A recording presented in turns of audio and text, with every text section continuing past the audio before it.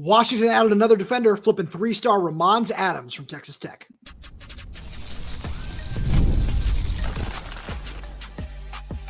You are Locked On Huskies, your daily podcast on the Washington Huskies, part of the Locked On Podcast Network, your team every day.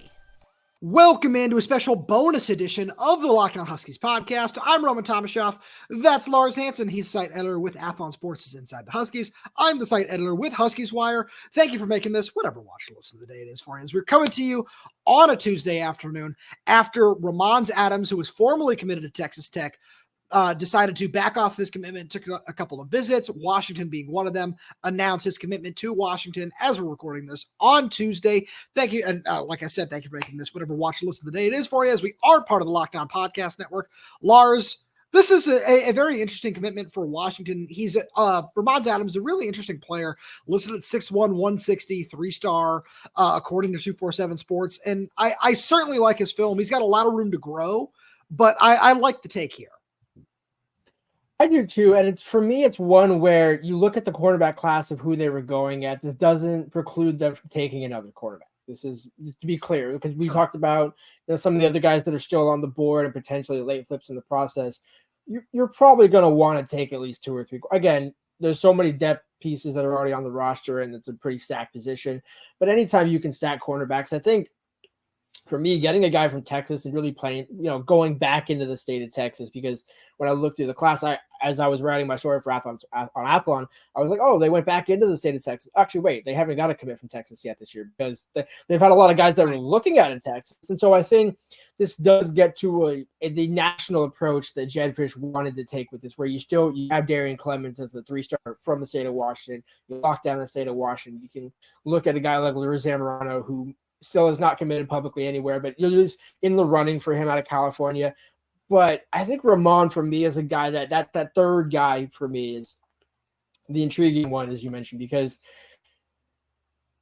anytime I think you were the one that asked John Richardson back in the spring about long quarterbacks, and again, at 6'1", 160, certainly probably going to want to add some weight, and could certainly use a freshman year. But you can't coach length. And to me, this is looking to the future. This is looking into, 26 and beyond. Hey, we might have some other guys that play a little bit earlier, but we like his projectability. We like his length. And to me, anytime you can get a long cornerback out of Texas, those guys usually fare pretty well. Sure. So none of those things are the number one thing that stuck out to me when I was watching his film. And I don't mean any of those that is a slight.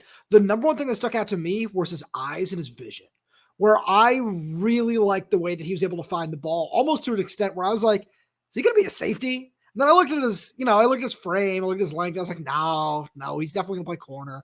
But that's what really stuck out to me, where I watched him play. I watched everything about him, and I was like, okay, I definitely see the take where, I question what this means for somebody like Dylan Robinson, in terms of you certainly find room for a guy like that. If he wants to commit to Washington, you find a way to make that work at the end of the day.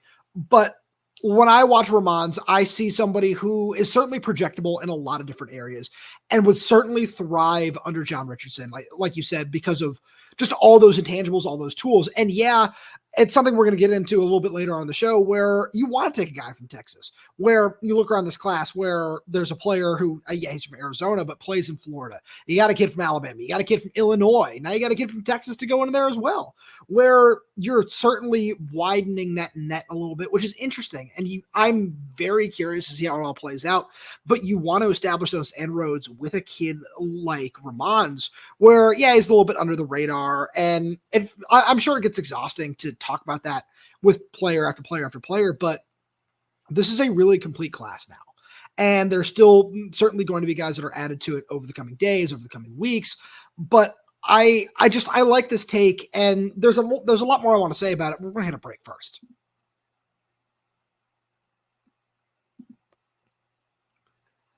Because we're going to talk about our friends over at FanDuel, I love sports. I love them so much and never want them to stop. But as the playoffs wind down, we get fewer games and the sports aren't sportsing like I want them to. But FanDuel lets me keep the sports going whenever I want. All I have to do is open the app and dream up bets anytime I'm in the mood. And this summer, FanDuel is hooking up all customers with a boost or a bonus daily. That's right. There's something for everyone every day all summer long. So head over to FanDuel.com/lockedon. Start making the most out of your summer. FanDuel is an official sports betting partner of Major League Baseball. And I said it the other day. I'm going to say it again. Celtics plus 280 right now, I believe, is what the opening lines were on FanDuel for them to win the 2025 NBA Finals after re-signing everybody, getting Derek White back in the fold, getting Jason Tatum back in the fold. It's beautiful. I love it. All the everydayers know that. And I would definitely hammer those odds on FanDuel. So, Lars, it's turning into a really interesting defensive backs class for Washington in this regard, where now you've got two guys. You talked about D'Aryhian Clemons, who's a super exciting athlete. I really do love this film. And you pair him with a guy like Ramonz, who's a little bit more on the technical side. He's got some things there. And we talked about the projectability there. There's still no safeties in this class, but I can see the vision of what Steve Belichick wants, of what John Richardson wants, and of what Jedd Fisch wants. And it's intriguing, and I like it. I do too, and I'm honestly, to pull back the curtain a little bit, I've watched the tape as we're recording this podcast, and to me, it's everything about this scheme really kind of does tell you there's a lot of moving parts to it, where because of the safeties that they're looking at, where you look at, let's name two safeties that they're looking at. Rylan Diller-Allen, a 5'10", 5'11" safety, who's a great ranging free safety, but a very not a taller guy. So do I. But then you go on the other side of that with the Ladarian Clarity, a little bit taller, a little more bigger safety, might be more of a strong safety. And then you look at D'Aryhian and Ramonz, two long athletic corners. You are covered sideline to sideline, and maybe he does come down and play a little bit of nickel. I would be surprised about that, and I could maybe see him growing into safety if he's able to really bulk up a little bit.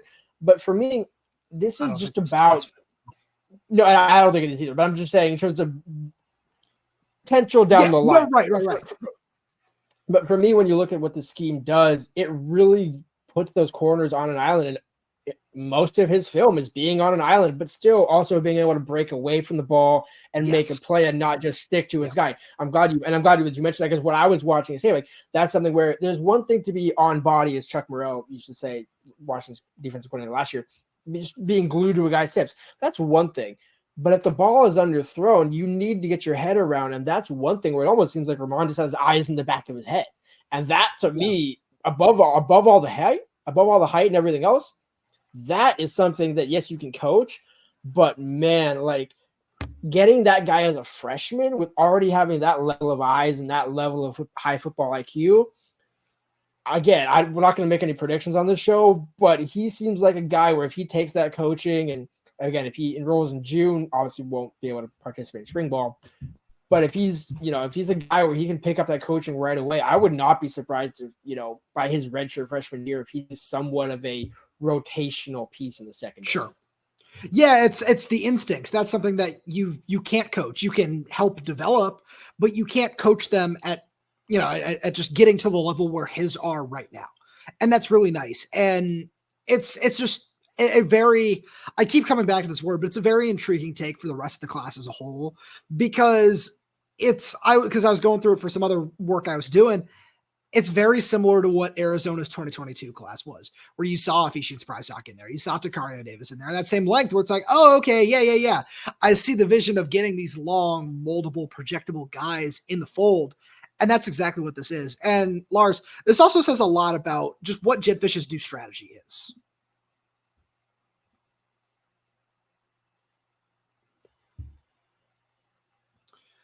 So when we look at this class, we see players from all over the country. I just named some of the states a little bit earlier on of where they come from: Texas, Florida, Alabama, Illinois. That's something we haven't really seen from Washington in a while.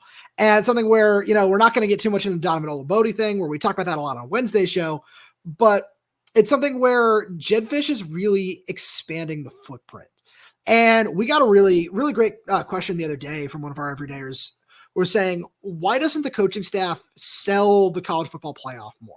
Because this Washington is one of only a handful of schools that have been to multiple playoffs, and it happened under multiple staffs. And that's a really great point.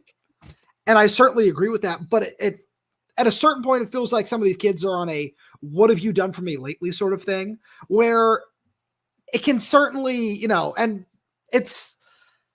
there are a lot of different ways that I can put this.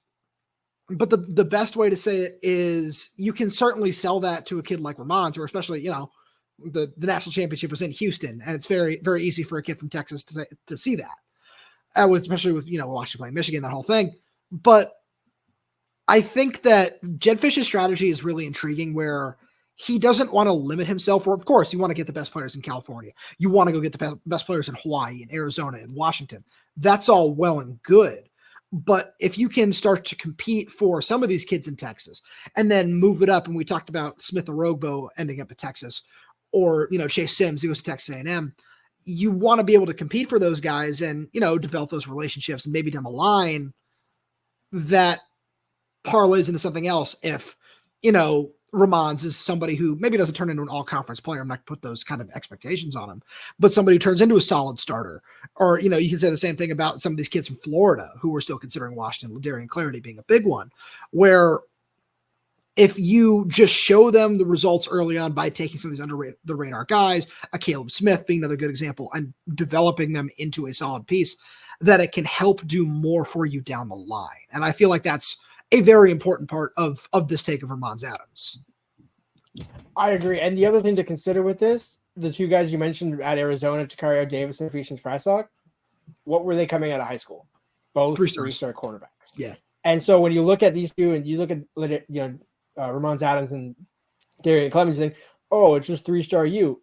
Again, what happens when you have actual coaches that know how to develop guys? Again, we saw it under Chris Peterson, where, everybody hated how many 3-stars he took, but how many of those 3-stars popped and are playing in the NFL, right, or at least spent a decent amount of time in the NFL?